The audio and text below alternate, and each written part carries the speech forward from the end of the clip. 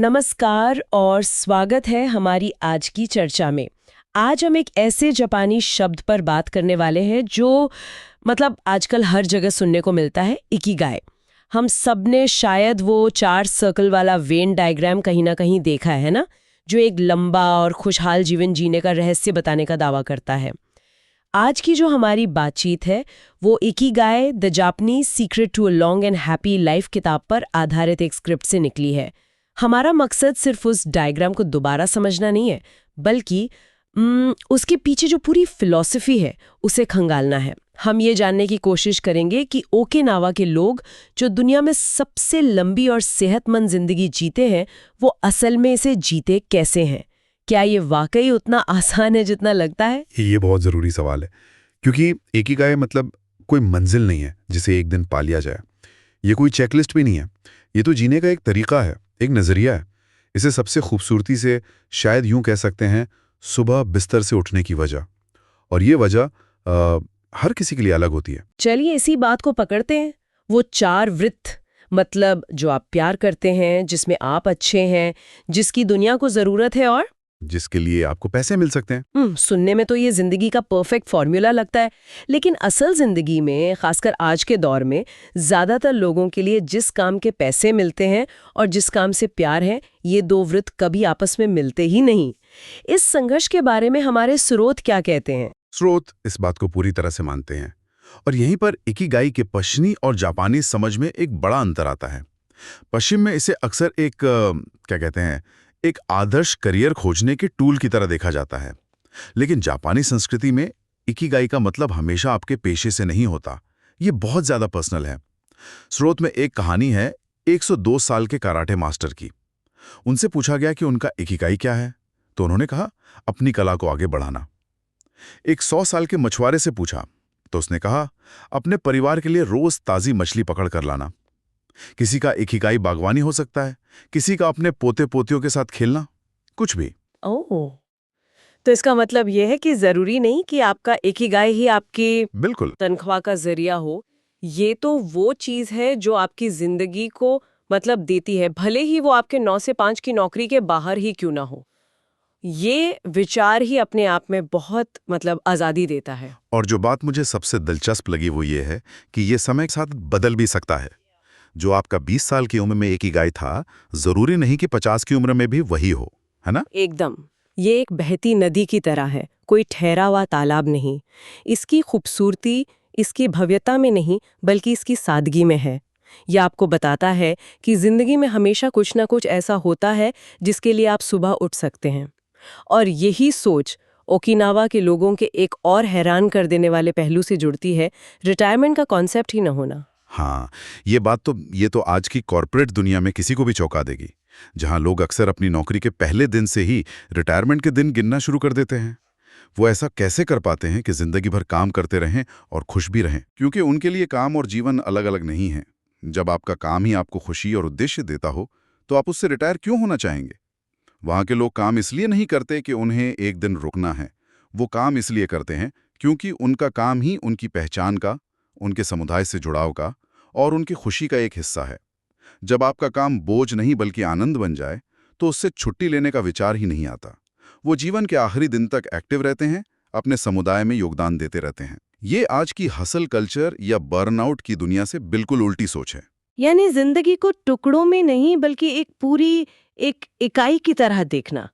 और इतने लंबे समय तक उद्देश्यपूर्ण और सक्रिय रहने के लिए शरीर का साथ देना भी तो बहुत जरूरी होगा। बिल्कुल। और यहीं पर ओकिनावा के लोगों का खानपान एक बहुत बड़ी भूमिका निभाता है, खासकर उनका हारा हाचीबू का सिद्धांत। ये सिर्फ एक कहावत नहीं, बल्कि उनके डीएनए में बसी एक आदत है। इसका मतलब है, अपना पेट सिर्फ 80% तक भरो। मैंने इसके बारे में पढ़ा है। ये सिर्फ कम खाने के बारे में नहीं है, बल्कि सचेत होकर खाने के बारे में है। हम अक्सर तब तक खाते रहते हैं जब तक पेट पूरी तरह भर न जाए या हमें बेचैनी न होने लगे। लेकिन 80% पर रुकने का मतलब है कि आप अपने शरीर के संकेतों को सुन रहे हैं। एकदम सही। जब हम थोड़ा कम खाते हैं तो हमारे पाचन तंत्र पर कम दबाव पड़ता है। शरीर को भोजन को पचाने में कम ऊर्जा खर्च करनी पड़ती है, जिससे वो ऊर्जा शरीर की मरम्मत और दूसरे जरूरी कामों में लग जाती है। वैज्ञानिक भाषा में कहें तो इससे ऑक्सीडेटिव स्ट्रेस कम होता है, जो उम्र बढ़ने की प्रक्रिया को धीमा कर देता है। और सिर्फ कैसे खाते हैं यही नहीं, क्या खाते हैं ये भी महत्वपूर्ण है। उनका आहार इंद्रधनुष जैसा होता है। हरी और पीली सब्जियां, शकरकंद, टोफू और समुद्री शैवाल, सीवीड। वो बहुत कम चीनी, नमक और प्रोसेस्ड फूड खाते हैं। और दिलचस्प बात यह है कि वो इन चीजों को छोटे छोटे बर्तनों में खाते हैं।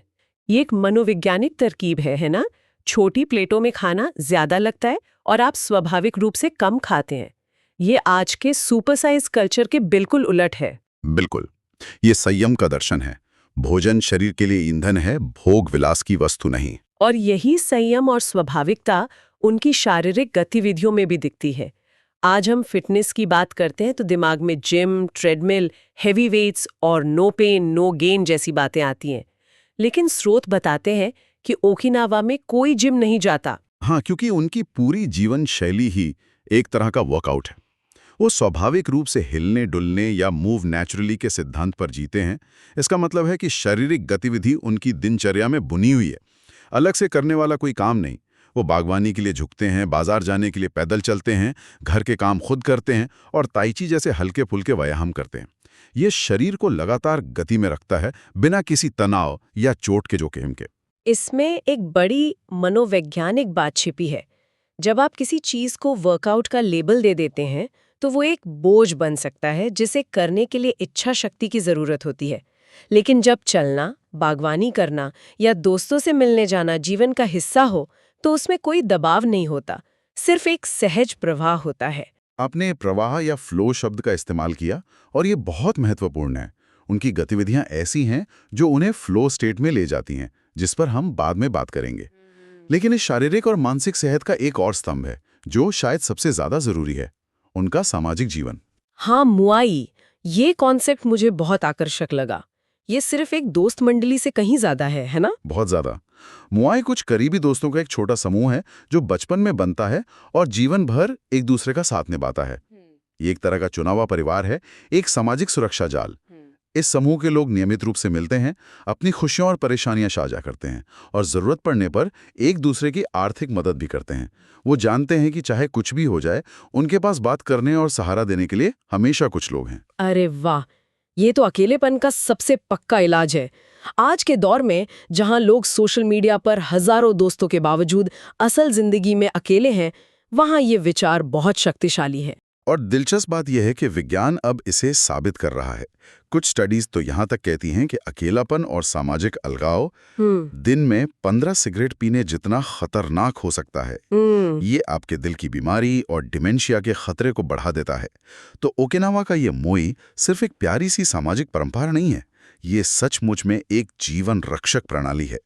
ये उस पुराने सच को उजागर करता है कि इंसान एक सामाजिक प्राणी है, हमें एक दूसरे की जरूरत है। ये सच में एक गहरी बात है।